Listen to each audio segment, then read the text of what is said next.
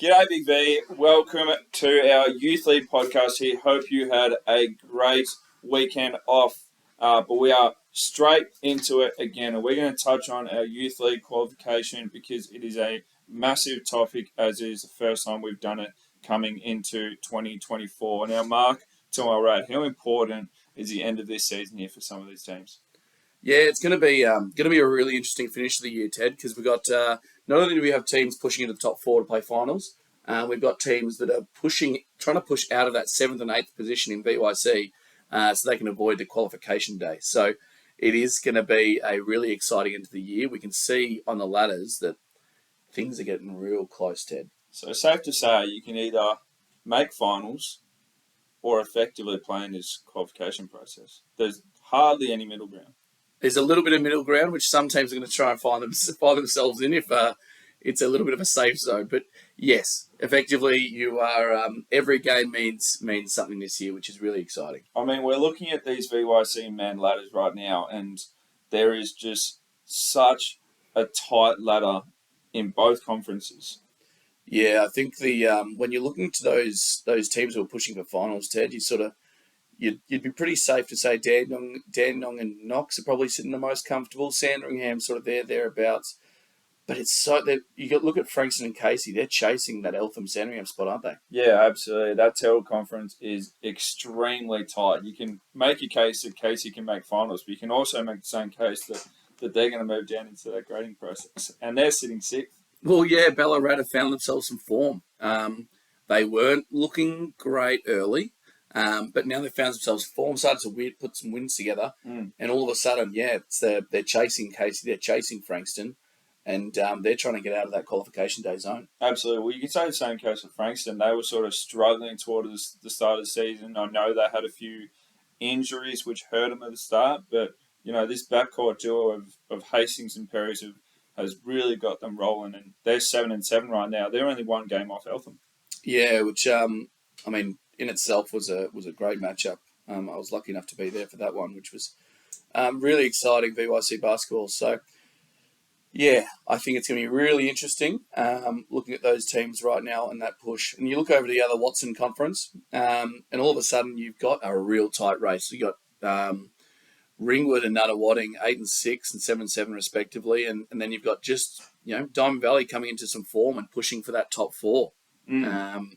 And then, obviously, Waverley and Keilor aren't too far off either. So yeah, absolutely. I mean, it's pretty wild when you think about it, how different some of these youth league teams sort of change as we work into the second half of the season. Keilor, especially with Chase Page coming back, like he's putting up some big numbers and getting these guys some wins. They're now 5-9.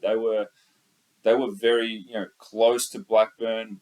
Yeah. For the majority of the start of the season, they had some very, very disappointing losses, but now they're getting some massive wins on the board. Yeah, well, the way they knocked off Ringwood comfortably last weekend was really impressive, and Chase Page had an absolute cracker that game too. I think he hit about 8 threes. Yeah, it was wild. They've come into form at the right time of the year, but you sit there and you sort of look, Blackburn will have to really turn around late in the season to try and get a few wins to try and get out of this qualification zone. Absolutely. Now, let's play a hypothetical. Yep. All right. Say the qualification was next week. Okay. Let's have a look at who's going to be in it. Now, these first 2 matchups are going to be second chance. Yeah, so they get 2 games on the same day, yeah, right? So if they lose, they get to play again. So we have 7th place in Watson and Keilor, and they're going to verse 2nd place in Youth League 1 men Wyndham. Now, hold the thought, because I'll throw the second one out. You got 7th place in Terrell Ballarat are going to verse the currently first-seeded Hume. What matchups, eh? How exciting.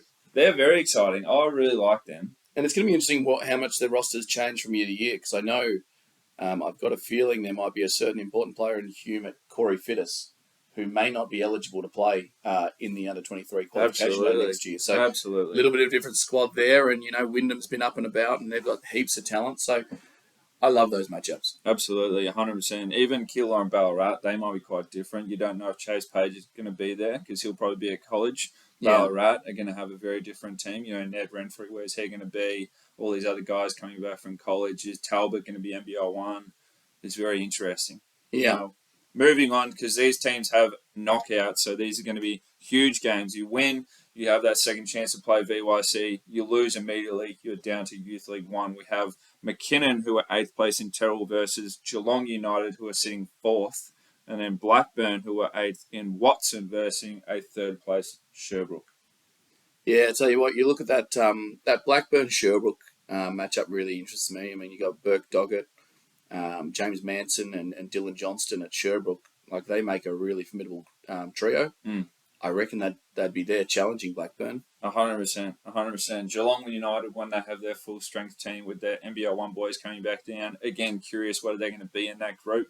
But McKinnon, they're sort of a young core. Like, Simwas isn't, I think he's maybe 19, maybe. Right. And then you got, Lionberg, you got Cousins, you got Fulliger. Like, there's a lot of length on that floor whether they can turn it around. Yeah, it'll be interesting. Like another preseason into them, and they could quite easily bounce back. They could be there, ready to go, knock off Geelong, and then take on either one of the other sort of matchups, win their way through.